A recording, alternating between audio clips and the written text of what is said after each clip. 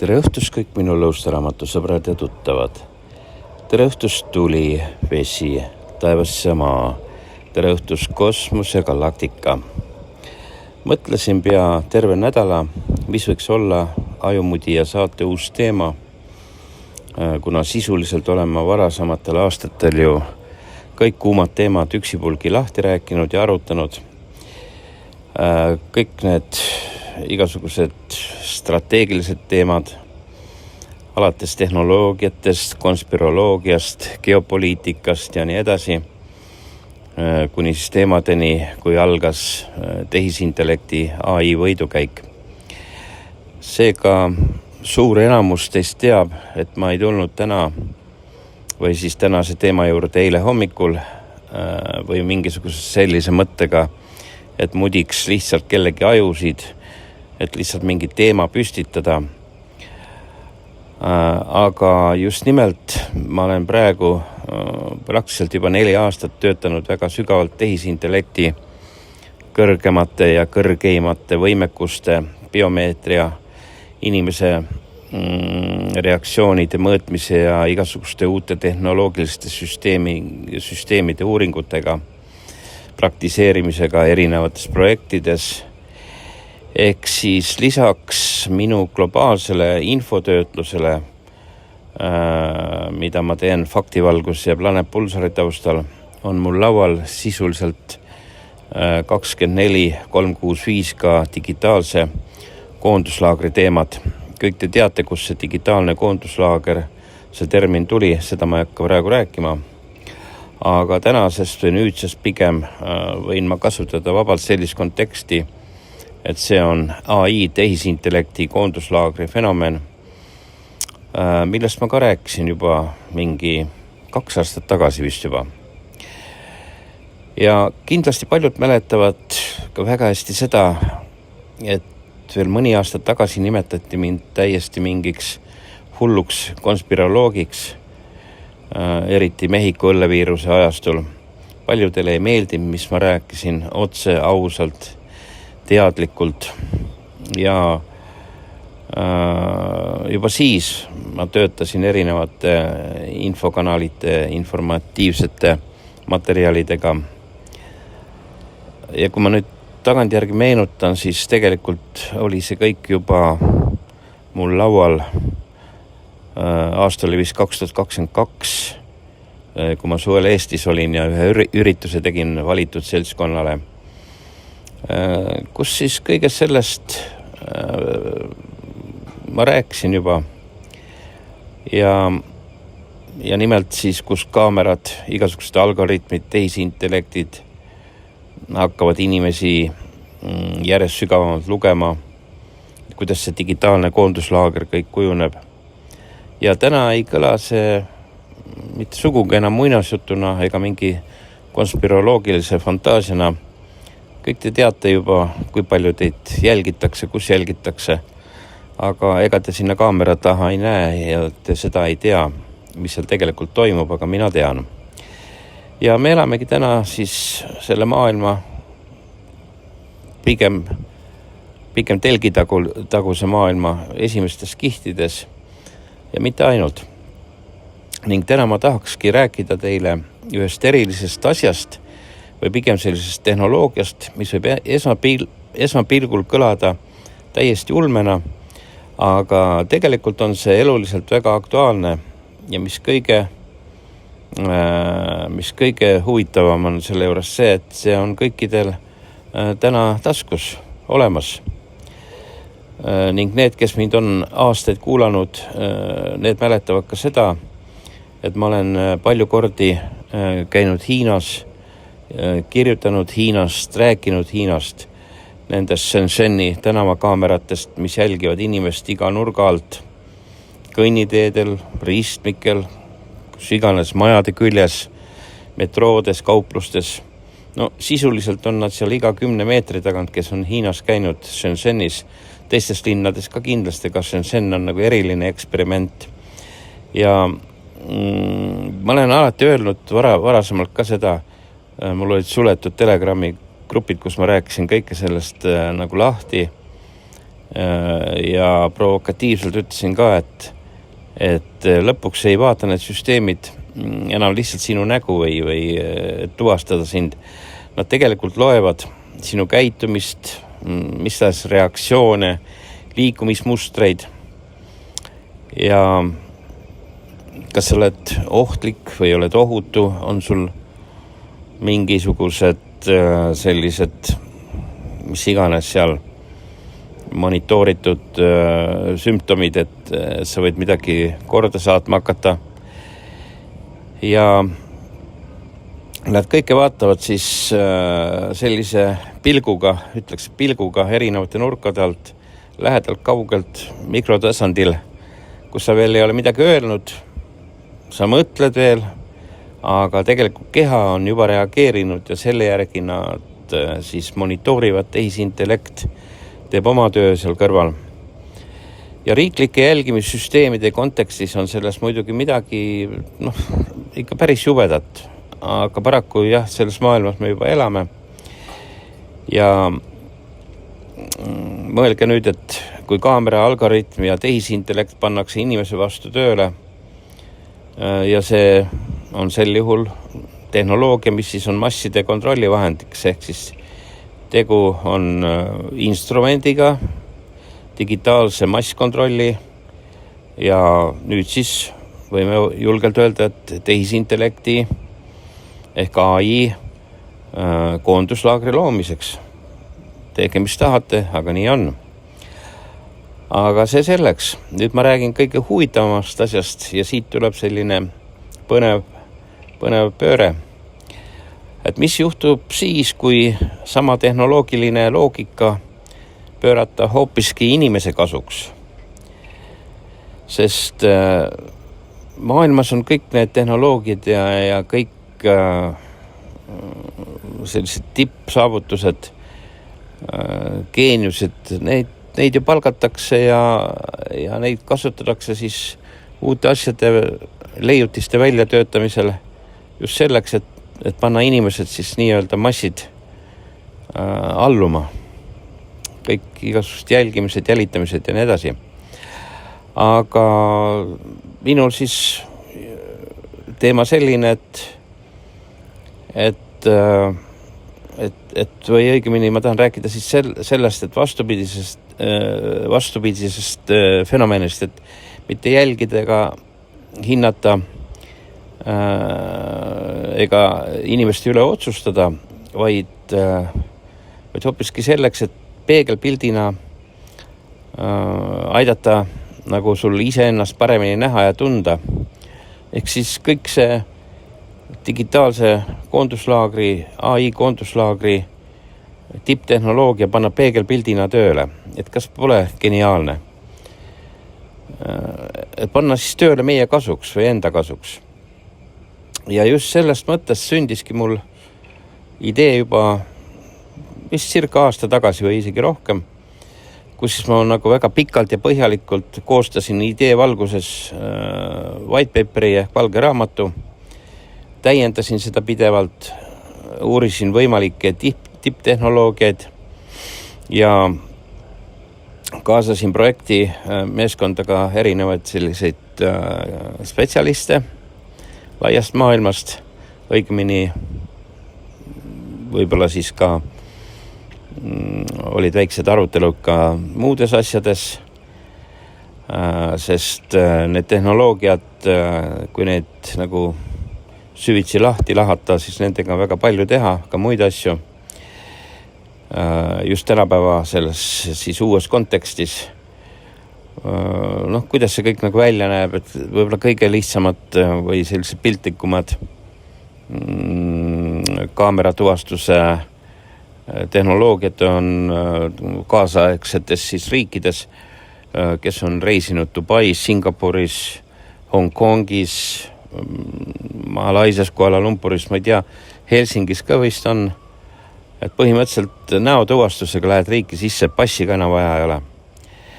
Ja see ongi see.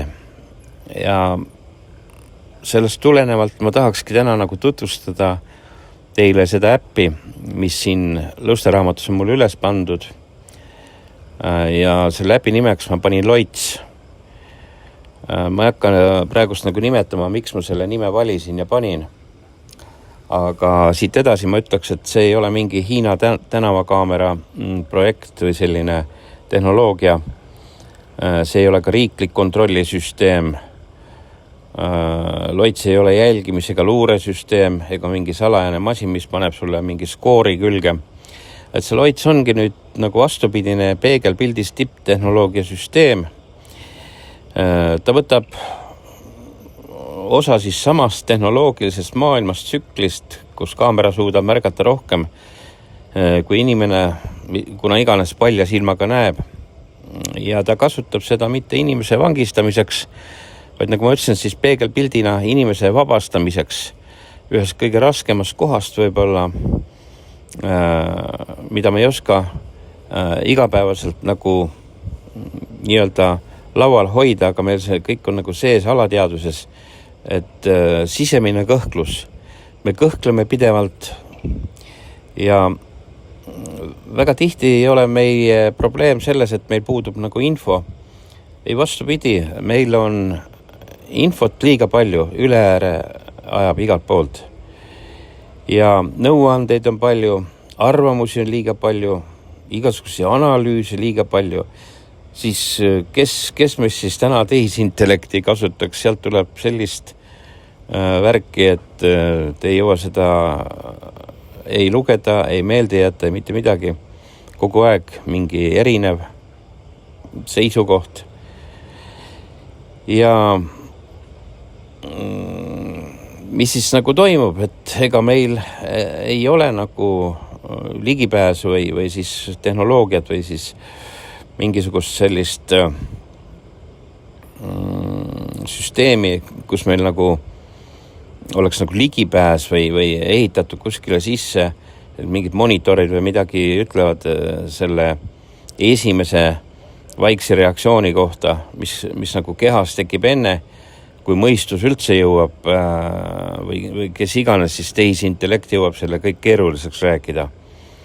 Sest väga paljud tänapäeval kasutavadki igasuguste vastuste leidmiseks lihtsalt tehisintellekti ja see tekitab lõpuks sellist segaduse või siis jätab selle tehisintellekti AI jäljed, et põhimõtteliselt räägitegi varsti AI keelt ja te ei kuule enam üldse oma sisemist häält, veel vähem siis seda kehareaktsiooni ja seda ei olegi nagu võimalik kuulata. Alateadus on üks asi, aga siin siis tulebki mängu Loits äpp ja see ei ole nagu lihtsalt äpp, et see on nagu selline ta on hoopis midagi muud, et see ei ole mingi mänguline test või ennustus või siis horoskoop ega juturobot, siis mis ütleb sulle, mida sa kuulda tahad, sest tavaliselt kõik AI-d räägivad seda, mida sa kuulda tahad. Loits on hoopis midagi absoluutselt teistsugust, sest see on selline tehnoloogia, mis kasutab sinu enda telefonikaamerat just selleks, et mõõta, kuidas sinu keha reageerib siis, kui sa oled näiteks kahe valiku vahel. Kuid ma pean ütlema kohe algus ka väga selgelt selle, et Loits ei ole selline, kes loeb sinu mõtteid, sest ta ei tea sinust midagi ega sinu saatust ei tea. Mis tähendab seda, et tegelikult nende tehnoloogiate alusel on ka siis mõtteid võimalik lugeda, nagu ma varasemalt ütlesin, et Hiina süsteemid juba täiustatud igasugused tarpa uuringud ja nii edasi.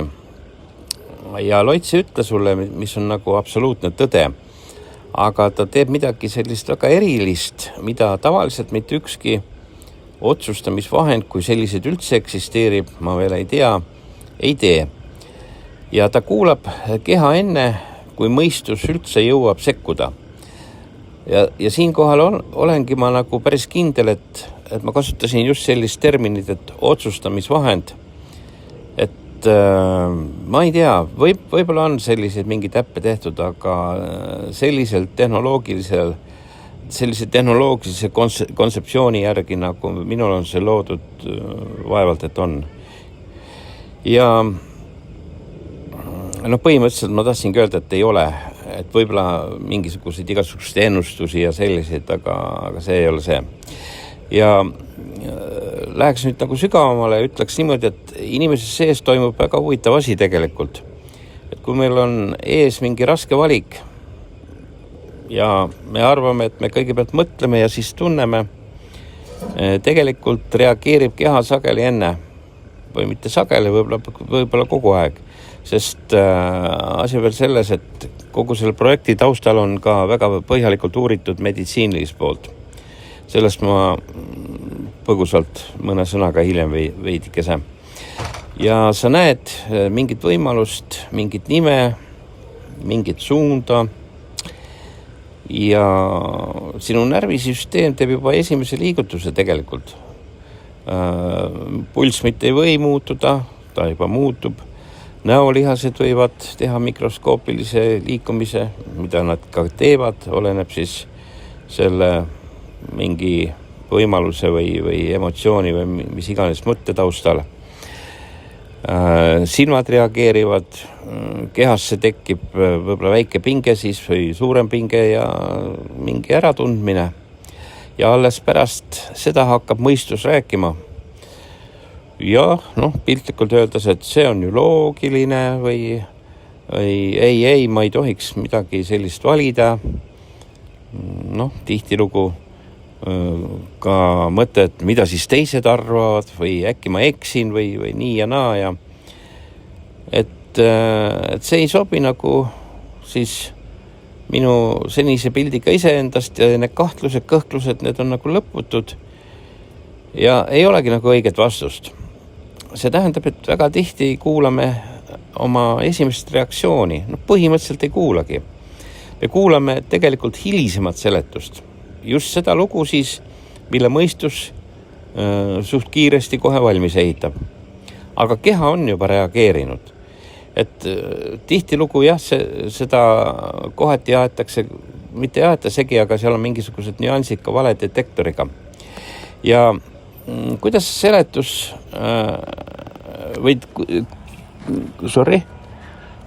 vabandust, mul nina sügeles, et päris huvitav selline paus oli hetkeks, et vabandan.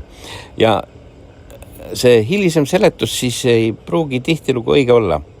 Huvitav on see, et mul hakkas ka siis kohe midagi reageerima või mis iganes nina juurest tõmblema.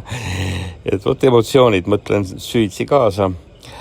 Ja siit edasi siis loits ongi loodud just selleks, et seda varajast reaktsiooni märgata, mille seemneks on siis meie alateadvus tegelikult.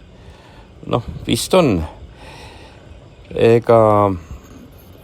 Ega see ei ole siis nii, et müstiliselt või maagiliselt, vaid ikkagi läbi selle telefoni kaamera, läbi valguse, läbi näo, läbi väikeste muutuste, mida inimene ise palja silmaga ei näe.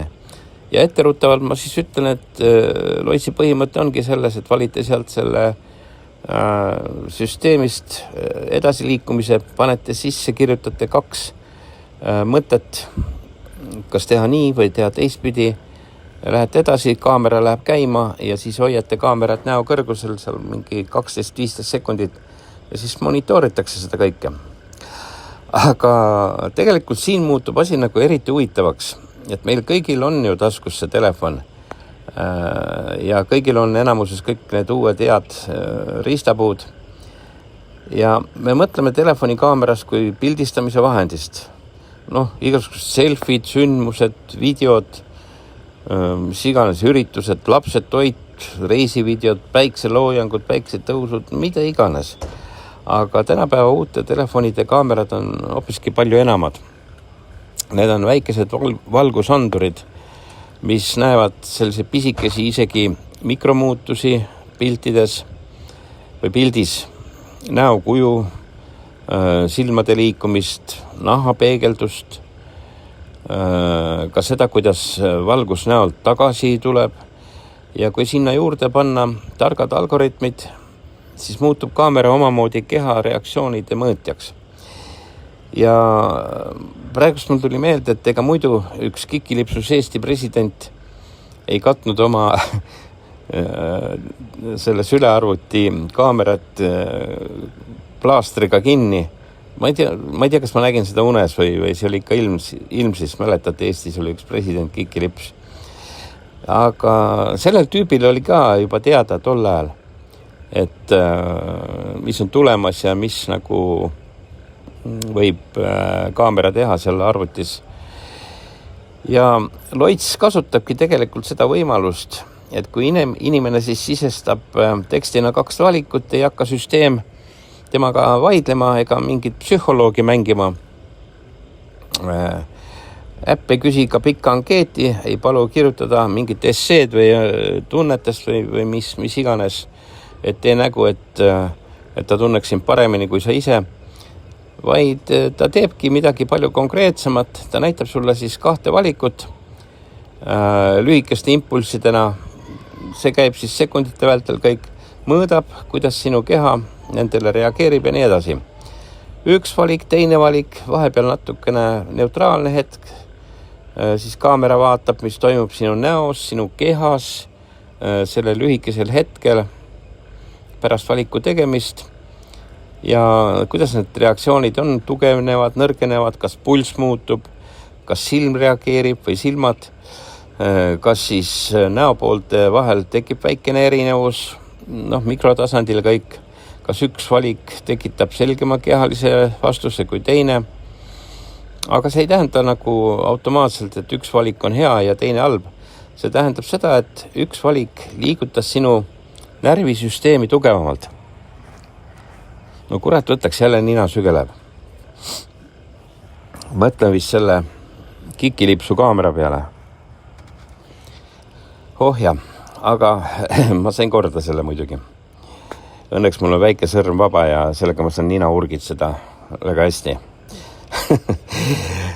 Ja see ongi siis see aus koht, kus nagu otsustamisega saab edasi minna, sest inimene on üldjuhul pidevalt päevas ikka mitmeid kordi 2 valiku vahel kinni, mitte sellepärast, et tal puudub info on olemas, aga ta on mõelnud, kaalunud, mis iganes lugenud, küsinud nõu ja ikkagi on sees tunne, midagi on veel, mis ei klapi. Ja mingisugune sisemine reaktsioon ütleb üht, aga mõistus vaidleb vastu, et kogu aeg on nagu mingi segadus. Või siis vastupidi, mõistus ütleb, et vali see, aga keha on kuidagi kinni, et nagu tohuvapohu. Ja Loits ongi loodud just selliste hetkede jaoks, et kui inimene on 2 vahel, kas minna või mitte minna kuhugile, kas võtta see pakkumine vastu, kas helistada, kas alustada seda või teist projekti või oodata, kas valida A või B, kas siis valida see või teine, uus või vana, ütleks isegi nii, et kas valida Miku või Juku, Anni või Manni ja nii edasi, et elulised asjad kõik. Ja mina ise kasutan seda tehnoloogiat just strateegiliste otsuste tegemiseks juba pikka aega. Algul ma kasutasin testimiseks, hiljem siis projektipõhiselt, aga mitte nii, et äpp otsustab minu eest. Mitte nii, et ma annan oma elu masina kätte, vaid nii, et ma kasutan seda ühe lisapeeglina. Nii nagu mõned kasutavad ennustajaid või selgeltnägijaid. Mina kasutan tipptehnoloogiat ja mis on nagu päris tõsine asi ausalt öeldes. Ja mul on 2 tugevat varianti ja mõistus suudab mõlemale ehitada tihtilugu väga sellise hea põhjenduse. Selles mõttes, et kui ma midagi nagu sisestan või tahan teada ja seda on väga huvitav vaadata, kuidas keha reageerib. Mõnikord tuleb väga selge signaal, mõnikord nõrk.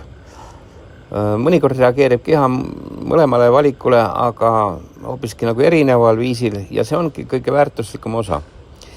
Ehk siis enne ka ma üritasin nagu selgusele jõuda, et kas ma teen selle saate täna või ma ei tee. Kuigi ma olen päris väsinud,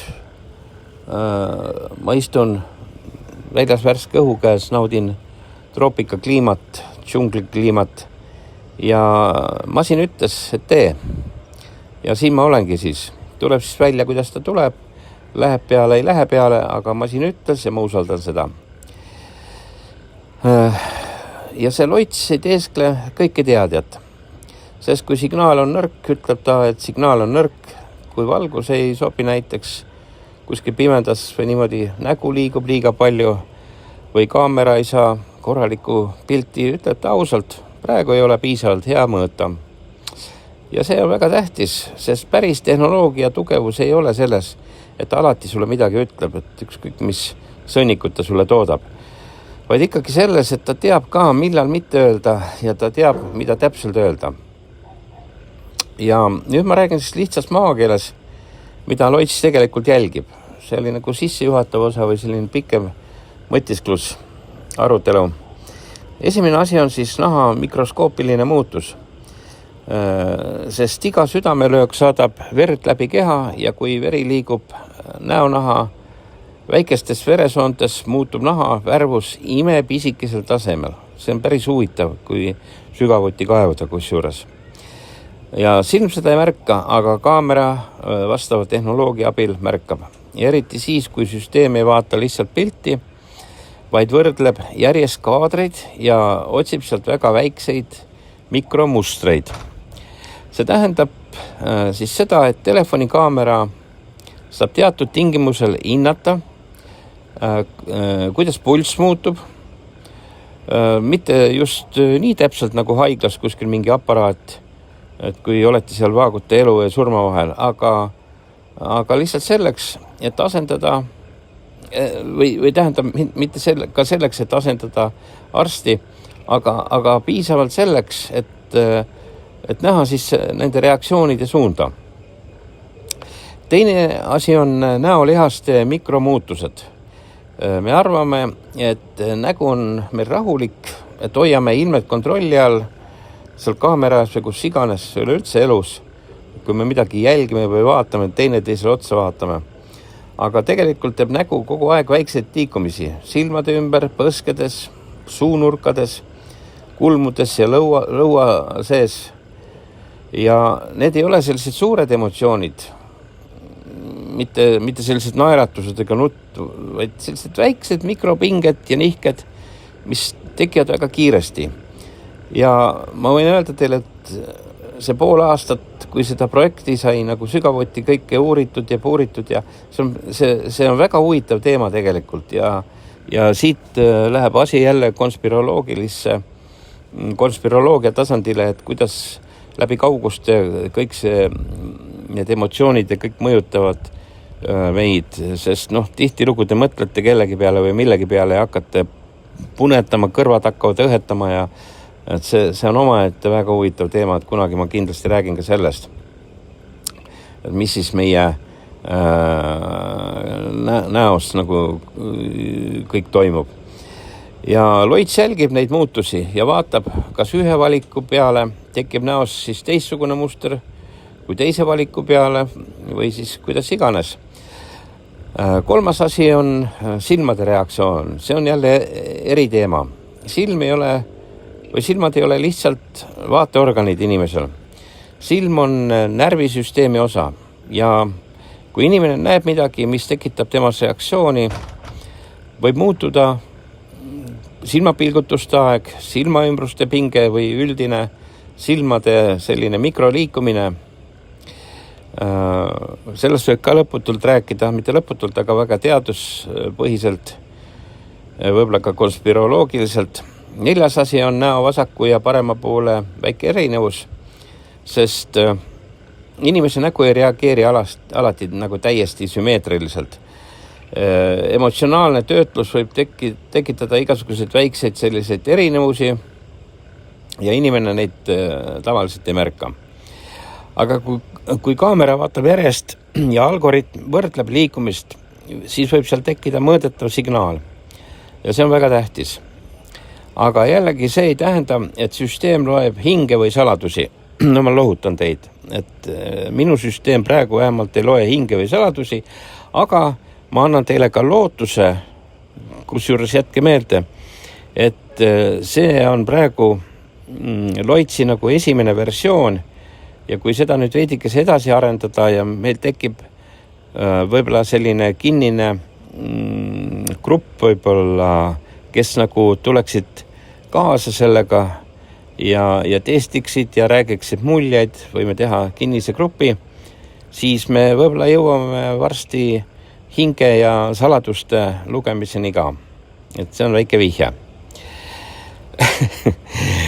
See tähendab tegelikult ainult praegusel juhul seda, et keha reageeris. Ei, mitte midagi enamat. Aga see reaktsioon on väga väärt tähelepanu. Ja nüüd siis võib küsida, et kas see töötab kõigil. Siin tuleb ka päris aus olla, et mitte manipuleerida. Mõõtmine sõltub täiesti valgusest, kaamera kvaliteedist, kui teil on ikkagi mingi nuppudega Nokia, millel vist oli kaamera või ei olnud kaamerat, et sealt ei tule midagi välja.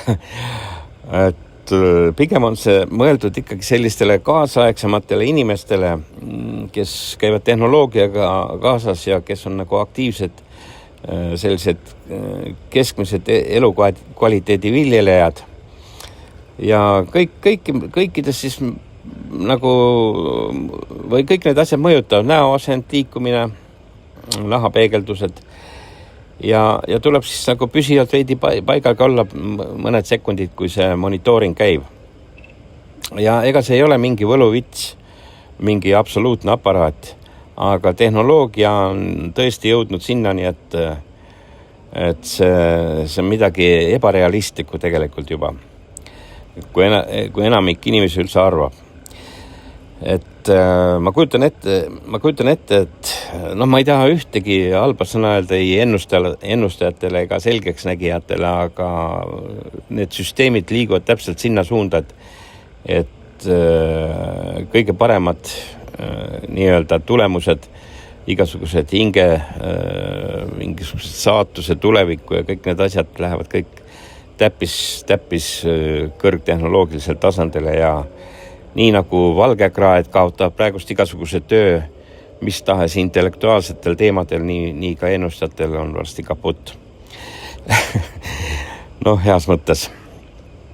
Ja et me oleme tavaliselt harjunud mõtlema ka seda, et siis kõrgtasemel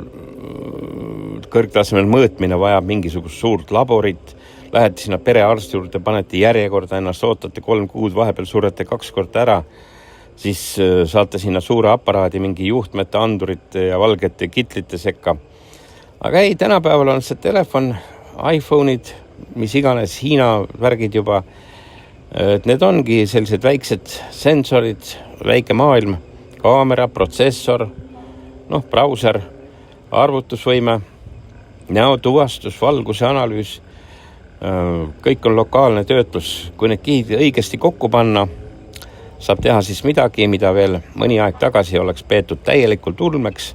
Mina olen need kihid kokku pannud läbi väga põneva, huvitava töö, läbi pikaajaliste uuringute, nagu mainisin, läbi siis geeniuste spetsialistide abi käe, kus ma need tehnoloogiad sain, missugusest riigist või sellest ma ei ütle. Ja Loits teebki siis seda, et paneb kokku selle telefonikaamera, näo liikumise, jälgimise, kõik need naha valgusmuutuste analüüsid, silmareaktsioonid ja mõõtmised, keha aktivisatsiooni võrdlemise ja soovi korral tehisintellekti selgituse, mis on ka sisse pandud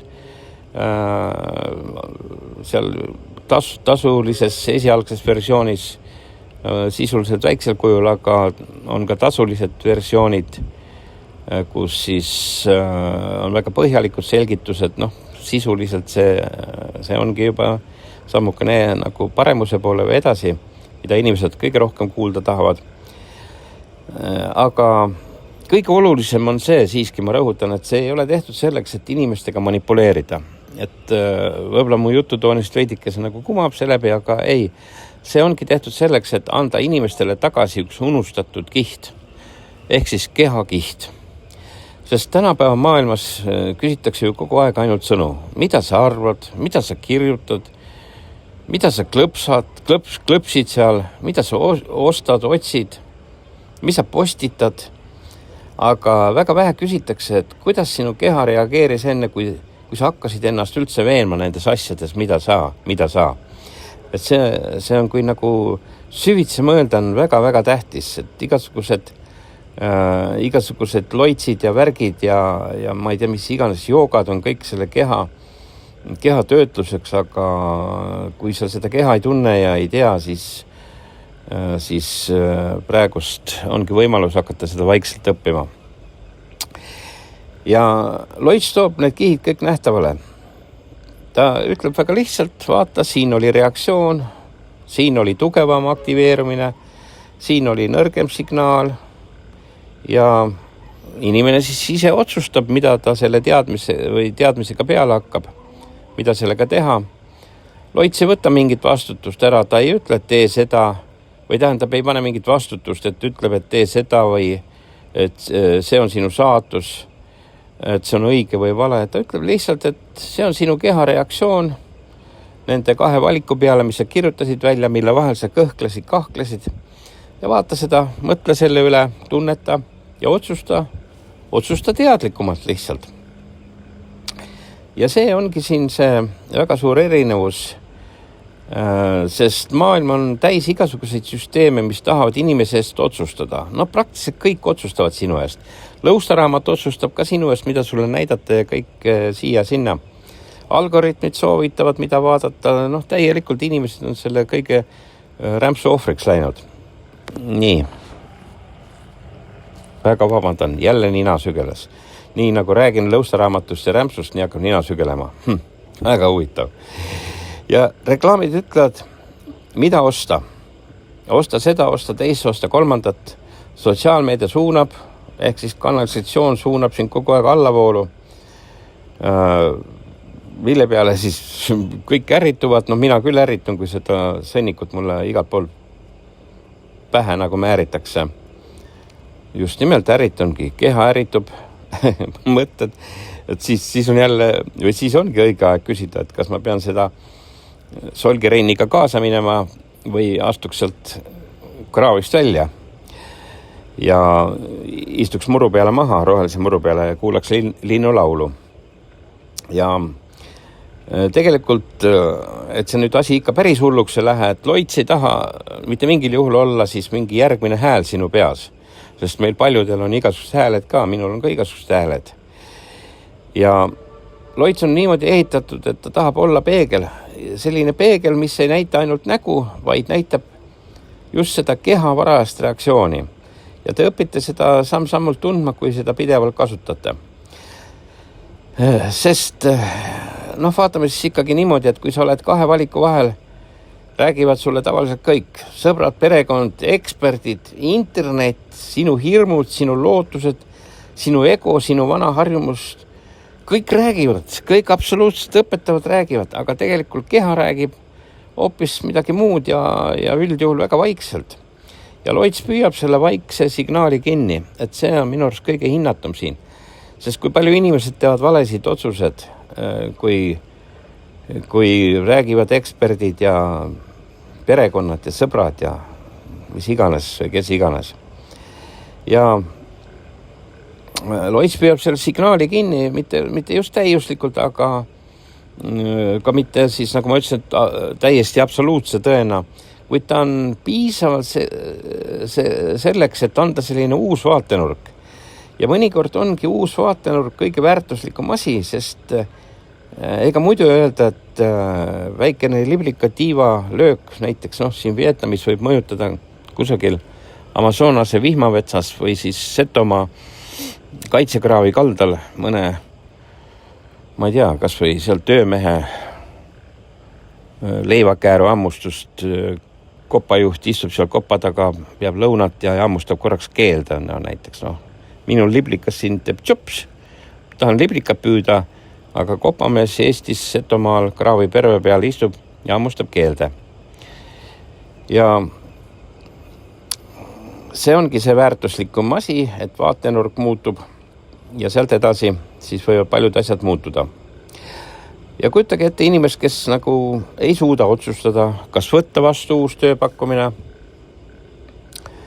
mõistus ütleb, et palk on hea, aga keha läheb pingesse, sest midagi ei meeldi. No ei taha seal kraaviperve peal istuda, tahaks nagu näiteks drooni juhtida. Võtad nupukesed kätte ja paned sinna, ma ei tea, kuhu poole teele. Ja teine näide siis, näiteks inimene kaalub, kas alustada uut loovat projekti. Mõistus ütleb, et ei, see on riskantne. See on mingi ulme, ma võin seda ja teist, kolmandat kaotada raha. Aga kui keegi küsib näiteks panga andmeid või panga paroole või niimoodi, siis mõistus ütleb kohe, võtta, sul on raha vaja, varasta paljaks mind 700 000 eurot, see on köki-möki või midagi niimoodi. Et minu arust võiks selle loitsi panna kõikidele pensionääridele ja sellistele külmunud herneajudega inimestele kohe kohustuslikuks, et enne kui sa midagi teed, kellegile midagi annad või siis mõne sõnumi kellegile vastuseks saadad, et siis küsi enne loitsi käest. Ja kui mõistus isegi ütle, et see on riskantne, siis keha võib ikkagi reageerida äratundmisega, mitte ei või, vaid reageeribki ja ütleb, et stopp, tingina meste, et mitte ühtegi parooli, mitte ühtegi seda elektriarvestit ei hakka täna vahetama ja nii edasi. Ja see ongi niimoodi, et kui inimene on kahe nime, näiteks kahe idee või kahe suuna, kahe sõnumi vahel, et põhimõtteliselt loits võib isegi kahele ehitada põhjenduse, aga keha annab ühe poole peale selgema signaali. Ja see signaal tuleb alati siis sellest nagu lõplikult välja. Ja loits ei ütle, et see signaal on lõplik tõde. Aga ta ütleb, et ära ignoreeri seda näiteks. Võid vaata seda, et selles võib olla midagi. Et päris keeruline on seda nagu sõnadesse kõike panna, et seda peab nagu katsetama ja testima ja siis hakkab nagu asi huvitavaks muutuma. Ja see ongi nagu loitsi tuum. Et tänapäeva inimene on ülekoormatud mõtlemisega, liiga palju infot, kõike palju arvamusi, igasugust analüüse, mida iganes, palju tööd ja keha on endiselt olemas. Närvisüsteem on meil olemas, varane reaktsioon on olemas, tehnoloogia on nüüd jõudnud tegelikult sinnamaani. Püha müristus, nüüd mul hakkas põss ka sügelema. Nüüd ma hakkan tehnoloogiast rääkima, keegi nagu tekitas mul sügelise põse peale, et ära palju räägi. Et tehnoloogia on siis tegelikult jõudnud sinnamaani, et seda kõike reaktsiooni saab siis peegeldama hakata inimesel tagasi väga lihtsal moel, ehk siis sellel taskus oleva telefoni kaudu. Ja see on väga võimas riistapuu juba. Ja mis on nagu selle asja fenomen veel, et tegelikult mul oli nagu eesmärk, et see peab olema täiesti nagu uus kategooria, kui ma seda projekti ehitasin. Et see ei ole meditsiin, ei ole ennustamine, mitte meelelahutus, ei ole ka mingi klassikaline psühholoogia, vaid see on biomeetriline enesepeegeldus otsuse hetkel. Ja see on suur vahe. Ehk siis põhimõtteliselt, kui sa lähed näiteks Dubais riiki sisse või riigist välja, siis see enesepeegeldus läheb sinna kaamera taha, sinna onudele ja tädidele, kes seal piirivalves on, või siis riikliku julgeolekusüsteemi. Aga siin siis tuleb see biomeetriline enesepeegeldus tagasi sinu enda nii-öelda lauale. Ja loits ei küsi sinult absoluutselt, mida sa arvad, sest sa juba tead, mida sa arvad. Sest sa oled endale seda 1000 korda juba rääkinud või siis paar korda rääkinud. Loits küsib hoopis teistmoodi ja ta paneb nagu 2 valikut sinu ette ja vaatab, mida keha teeb. Ja see on kordades selline ausam koht, kust nagu alustada, kui sa kahkled. Kuid ma ütlen ka seda, et seda peab kasutama nagu mõistlikult. Et loits ei sobi meditsiiniliste otsuste tegemiseks. Sa võid küll küsida ja panna sisse seda ja teist, aga see ei sobi. kohtuvaidlusteks kindlasti ei sobi, mingite teiste inimeste testimiseks ei sobi ja võib seal filosoofiliselt kirjutada küsimuse või selle seletuse 200 tähemärki on esimesele ja teisele mõlemale, aga teiste asju uurima hakata nende nõusolekuta või kellegile mingi süüdistuse esitamiseks see ei kõlba, ütlen kohe ära. Et see ei ole vale tuvastaja, ega ei ole ka mingi psühhiaater, ei ole ka arst. See on lihtsalt sinu isiklik instrument, kui sa seda kasutad sinu enda jaoks, sinu enda reflektsiooniks, teatud siis sinu enda otsustushetkel. Ja minu jaoks ongi selle mängu ilu just see, et ta ei tee ennast suuremaks, kui ta tegelikult on. Et ta ei ütle, et ma tean su elu, ta ütleb, ma mõõtsin sinu reaktsiooni. See on nagu 2 erinevat asja. Ja see on hoopis nagu selline ausam arusaam. Ja kui inimene tahab, võib ta saada juurde ka tehisintellekti selgitusega. Need, nagu ma algul ütlesin, et on siis tasulistes versioonides. Aga siin on ka selline mingi oluline piir, et tehisintellekt ei pea nägema sinu nägu, ei pea saama sinu videot ega ei pea teadma, kuidas sa oled.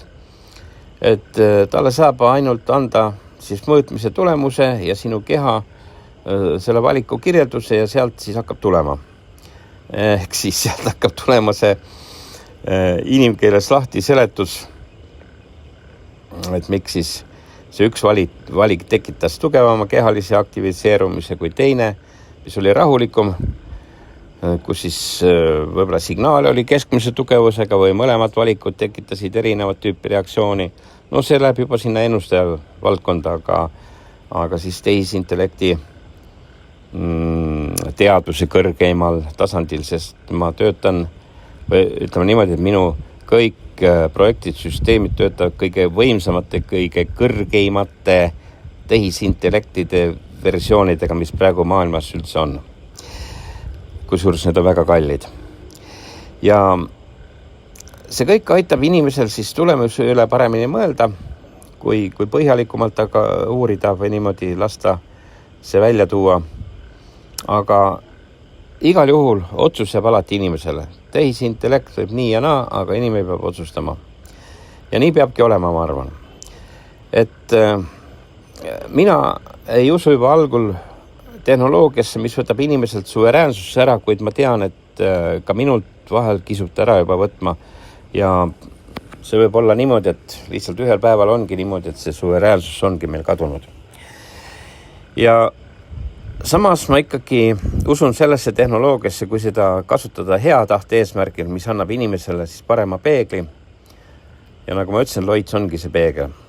Ja ei paku mingit valmis elumudelit, ei müü ka kindlus seal, kus elu on väga keeruline, aga Loits võib aidata märgata üht asja, mida me põhimõtteliselt väga-väga tihti maha surume. Ja see siis on see meie keha reaktsioon. Ja mõnikord on see esimene reaktsioon väärtuslikum kui 10 hilisemat seletust. Et lõppude lõpuks me jõuamegi sinna, et kui me teeme õige otsuse ja nii see on. Aga miks ma siis selle tegin? Ongi tegelikult niimoodi, et kui sa töötad juba aastaid suurte strateegiliste otsuste, ideede, projektide ja igasuguste tuleviku futuristlike suundadega, siis ma tean väga hästi, ma ise tean väga hästi, mida tähendab olla 2 tee vahel. Et sa seisad nagu mõnikord isegi 4 tee vahel. Ja ma tean, kuidas mõistus suudab mõlemat poolt kaista. Ma tean ka, kuidas analüüs võib muutuda täiesti lõputuks. Ja siis ma tean ka seda, et mõnikord on vaja täiesti teistsugust peeglit. Et mitte veel üht sellist tipptehnoloogia, võib-olla tehisintellekti arvamust või analüüsi, mitte veel ühte nõuandjat ega veel mitte mingit lisateksti või veel põhjalikumat, vaid lihtsalt mingisugust õiget kehalist signaali. Et keha peab seda ütlema, sest me oleme kõik olendid õnne. Ja Loit sündiski siis sellest mõttest, et kas me suudame kasutada tavalist telefoni kaamerat, professionaalset instrumenti selleks, et vaadata inimese reaktsiooni kahe valiku vahel. Et kas me suudame selle teha lihtsaks, kas me suudame teha selle nii, et inimene ei peaks ostma tulevikus mingit eraldi seadet ja see ongi selle töö tulemus. Piloot on praegust avatud, vaadake kõik, Loits äpp siinsamas Lõustaraamatus. Ja kas me suudame teha nii selle, et andmed jäävad siis meie enda seadmesse, et mina neid pihta ei pane ega telefon pihta ei pane. No ma arvan, et vähemalt minu programmeeritud nendes süsteemides ja kõiges, kuidas see üles on pandud ja kuidas need siis töötavad, need jäävad teie enda seadmesse. Aga mitte midagi ei ole välistatud, sest te teate, et igat telefoni kuulatakse pealt, jälgitakse pealt.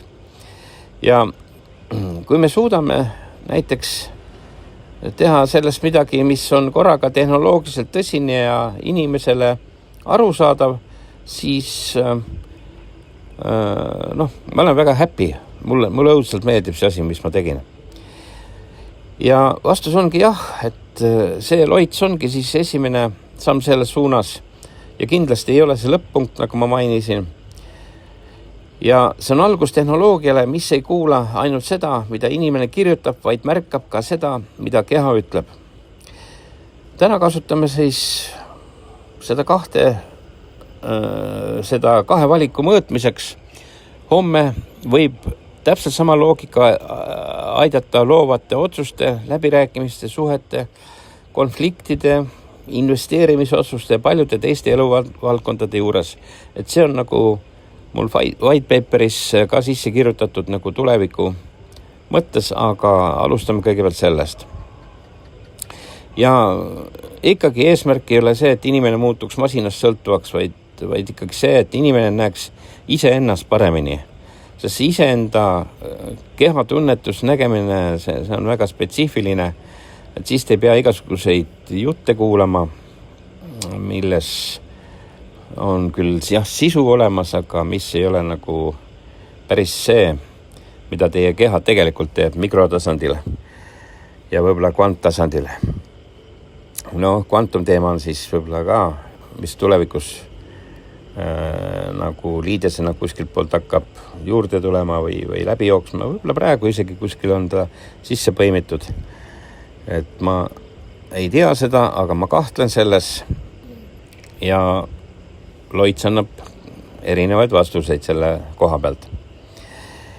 Ning siin ongi siis see, et see sama telefonikaamera, mis on siis tavalise piltide tegelemiseks, muutub teie jaoks absoluutselt millekski palju sügavamaks, kui te hakkate seda kasutama. Ja see piltlikult öeldes on siis väike aken teie autonoomse närvisüsteemi reaktsioonidesse. Võib-olla laskuks sügavamale närvisüsteemi tasandile. Ehk väike labor sinu enda taskus laua peal, väikeseks peegliks hetkel, mil sa ei tea, kumba teed valida. Ja kui keegi küsib, kas see on enneolematu, siis ma vastan nii, et üksikud tehnilised osad on maailmas olemas. Kaamerad, näo jälgimised, kõik need pulsi kaudsed mõõtmised ja kaamerate kaudu tehisintellekt ja igasugused brauseri tehnoloogiad.